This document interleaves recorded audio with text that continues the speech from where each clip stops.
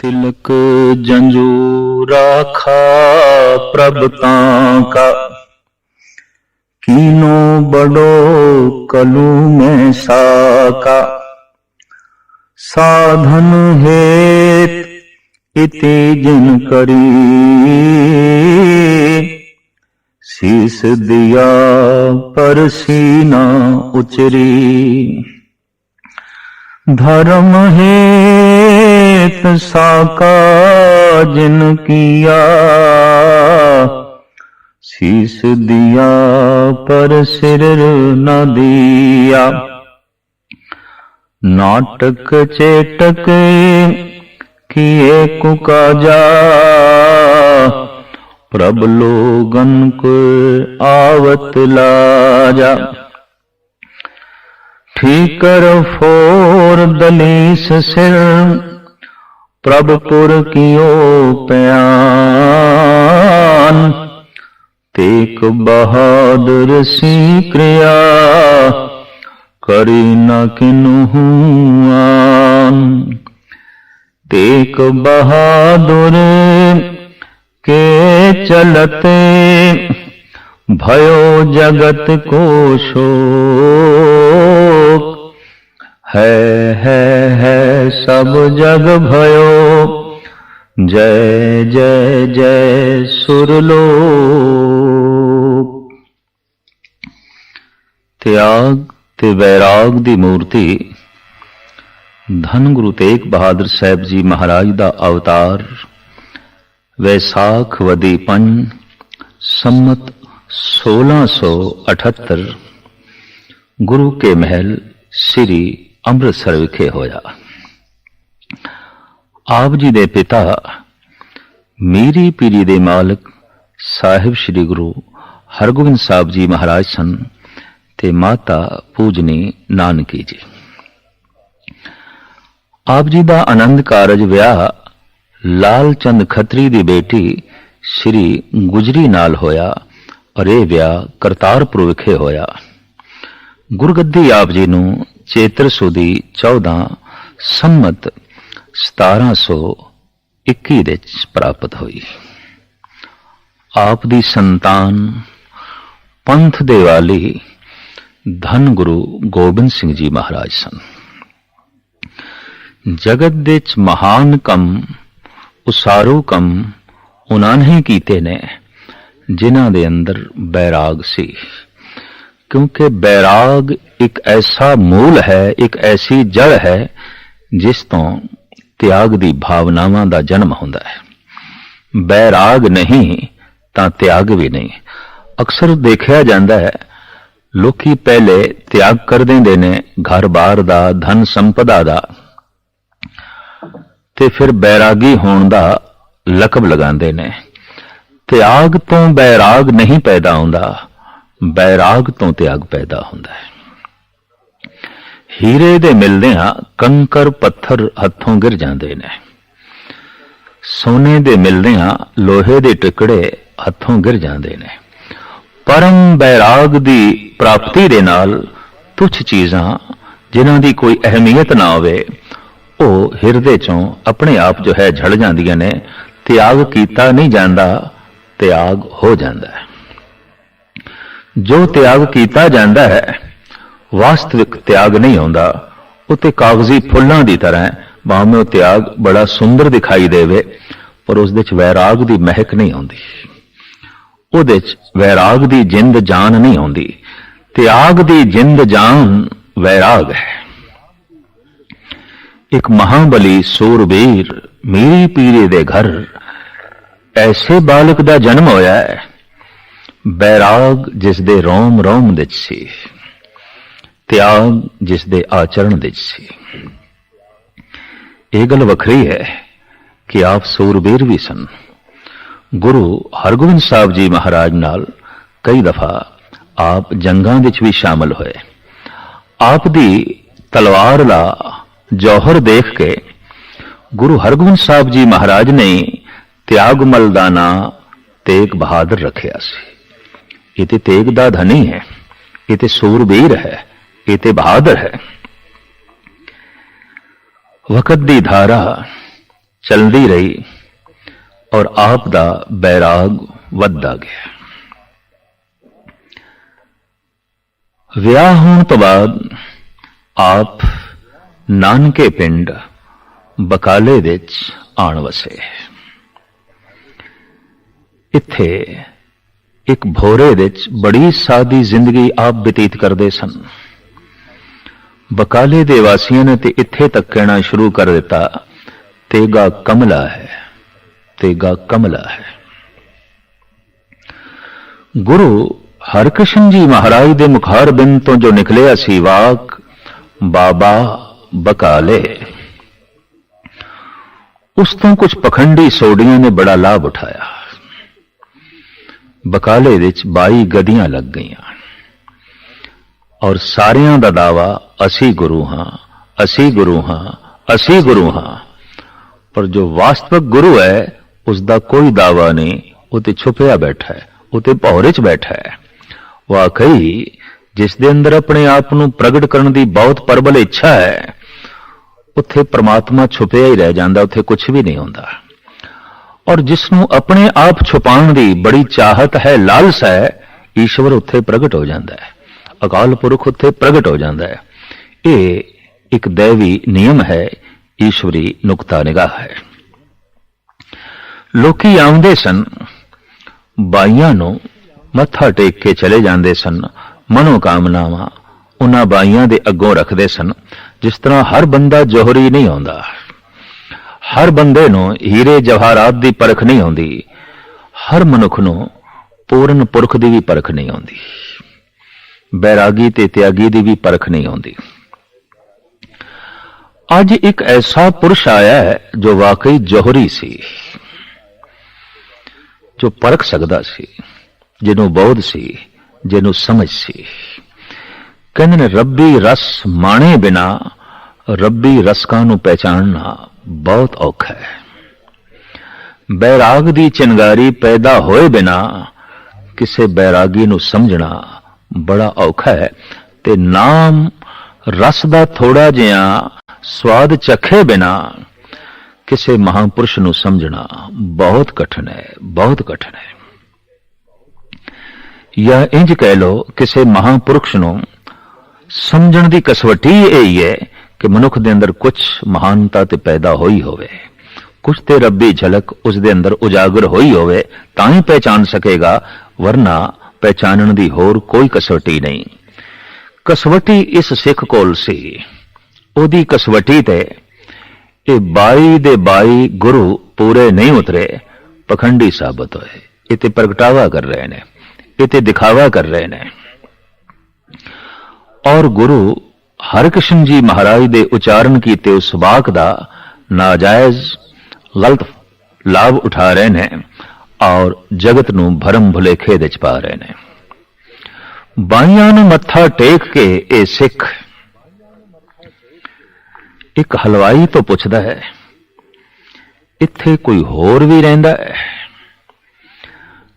सोडी वंश दे चों, बाबियां दे चों, गुरु रामदास जी महाराज दी संतान पीढ़ी दे चों इत्थे कोई होर भी रहिंदा है? तां उस हलवाई ने कहा, हां, एक तेगा कमला रहिंदा है। सादा जिहां छुपिया छुपिया किथे है? ओ सामने भोरे च। कितने चिर दा रहिंदा है? गालबन 25-26 साल ते हो ही गए ने, इत्थे ही रहिंदा है, प्रगट ही नहीं आउंदा। दरअसल एक बहुत वड्डी तैयारी की जा रही सी, बहुत वड्डी तैयारी।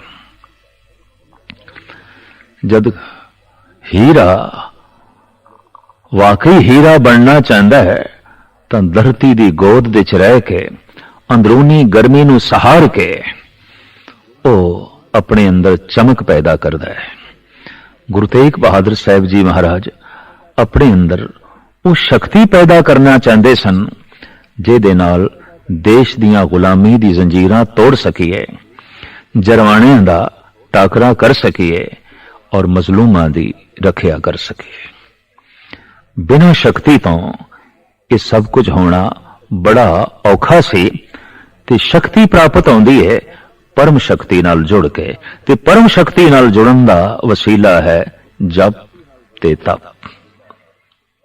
आप उस भोरे विच बैठ के उस परम शक्ति नाल इकमिक होए ने।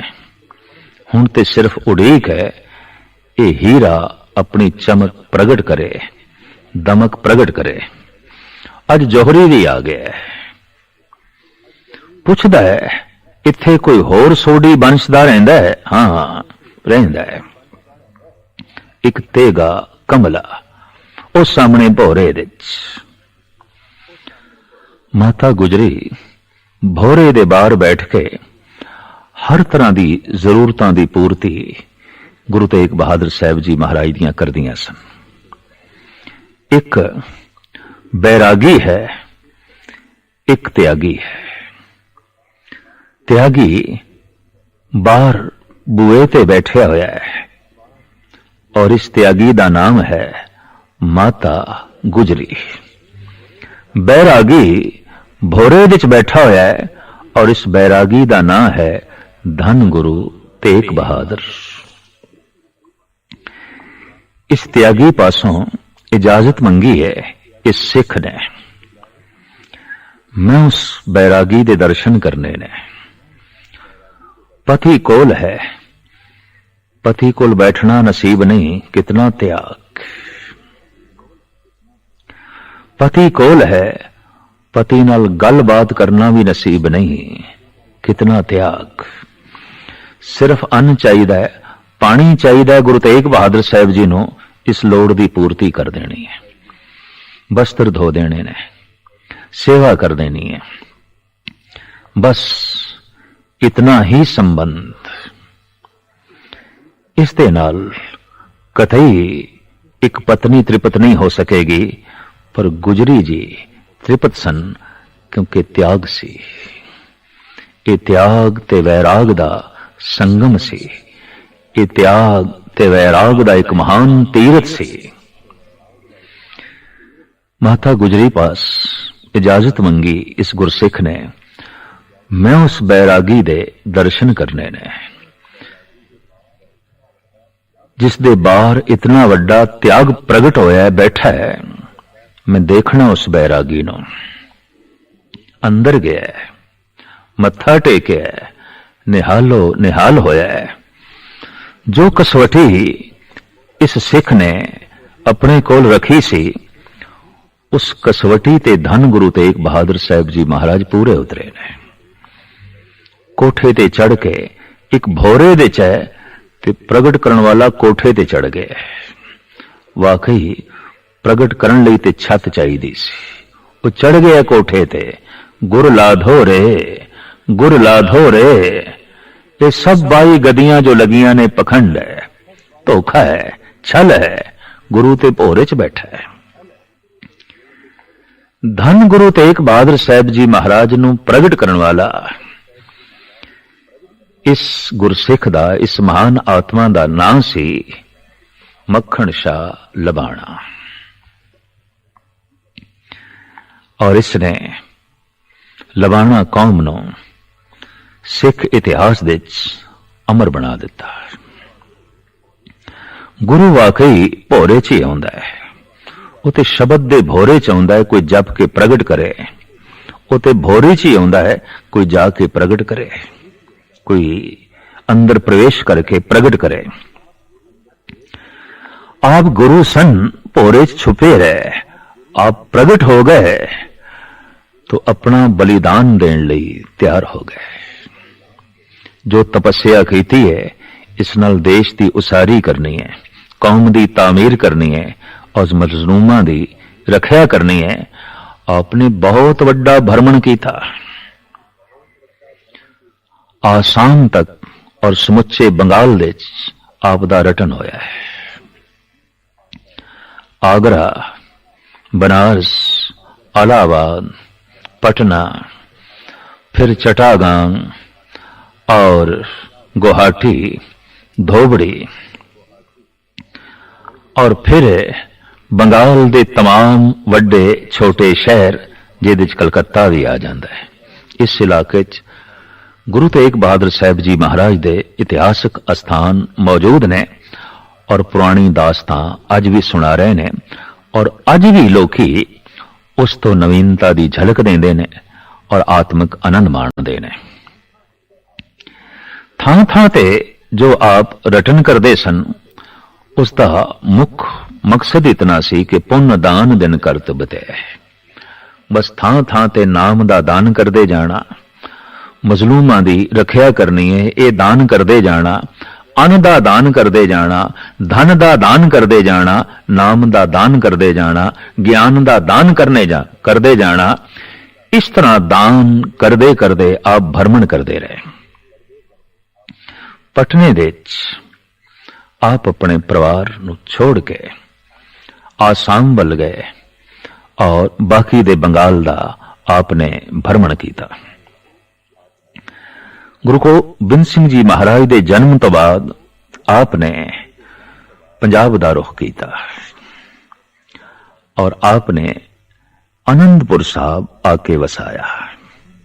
ਇਹ ਉਹਨਾਂ ਦੀ ਵਸਾਈ ਹੋਈ ਆਬਾਦੀ ਹੈ, ਉਹਨਾਂ ਦਾ ਵਸਾਇਆ ਹੋਇਆ ਸ਼ਹਿਰ ਹੈ। जैसे अमृतसर गुरु रामदास जी महाराज का वसाया होया है, जैसे गोविंदवाल धन गुरु अमरदास जी महाराज का वसाया होया है, इस तरह आनंदपुर साहब गुरु तेग बहादुर साहब जी महाराज का वसाया होया है। आपने इत्थे जगत नूं बैराग दी शिक्षा देनी आरंभ की थी और ये सही है, सच है कि संसार तो उदास होए बिना परमात्मा की तलाश करनी अति कठिन है, बहुत कठिन है। पदार्थां तो उदास होए बिना परमात्मा की तलाश करनी बहुत औखी है, बहुत औखी है। ये उपदेश, ये संदेश अपनी बाणी दे राही वंडदे रहे, देंदे रहे। इधर औरंगजेब की कुटल नीति देश दे दमन विच लगी हुई सी। धन इस देश दा काफी जरवाणियां ने लुट लिया सी, असमत लुट लई सी, इज्जत लुट लई सी।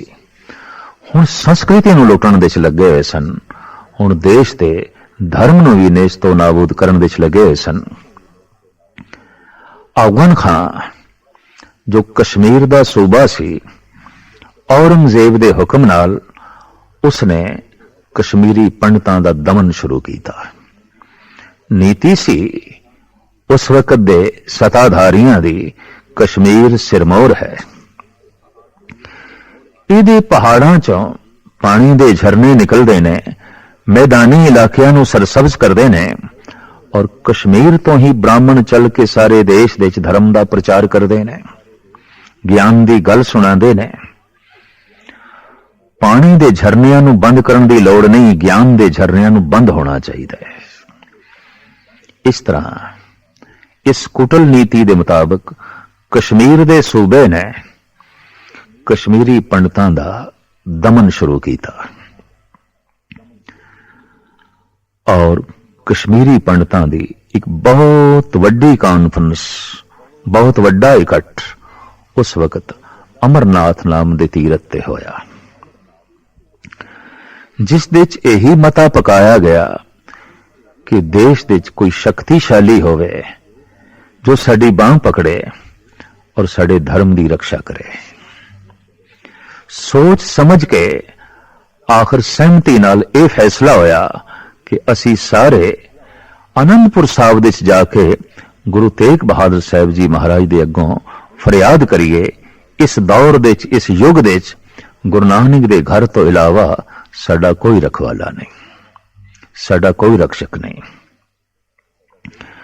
तो इस तरह कश्मीर दा धर्म, कश्मीर दी संस्कृति, कश्मीर दा जीवन, कश्मीर दा पंडित, कश्मीर दा ब्राह्मण फरियाद लेके आया है धन गुरु तेग बहादुर साहब जी महाराज दे अगों, जेड़े उन्हां पंडितां ने बचन बोले ने।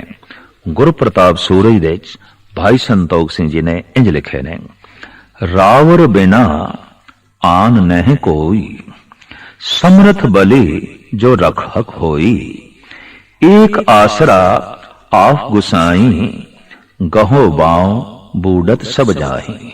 साडी बांह पकड़ो, सब कुछ डुबदा जा रहा है, सब कुछ गर्क होंदा जा रहा है। संस्कृति, धर्म, ईमान, इज्जत, आबरू सब नष्ट होंदी जा रही है। कमजोरां दी बांह गुरु तेग बहादुर साहब जी महाराज ने पकड़ ली। तदी ते आप दे नाल ए वाक जुड़ गया। बाहां जिन्हां दी पकड़िए, सिर दीजे बाहां न छोड़िए। गुरु तेग बहादुर बोलिया, धर पईए धर्म ना छोड़िए। वाकई दिल्ली दे चांदनी चौंक दे सीस ते दे दिता है, पर कमजोर ब्राह्मणा दी बांह नहीं छोड़ी। अपना सीस दे के बांवां मजबूत कर दित्तियां, अपना सीस दे के सिर बचा दिता, अपना सीस दे के देश की संस्कृति, इज्जत, आबरू नूं गुरु तेग बहादुर साहब जी महाराज ने अपना बलिदान दे के बचाया। आप जद आनंदपुर साहब तो चले ने, ब्राह्मणों की फरियाद सुन के, इतिहासक घटना है, आप फरियाद नूं सुन के लंबी सोचनी च पै गए। तां उस वक्त धन गुरु गोबिंद सिंह जी महाराज गोबिंद राय सन और आयु सिर्फ 9 साल दी सी।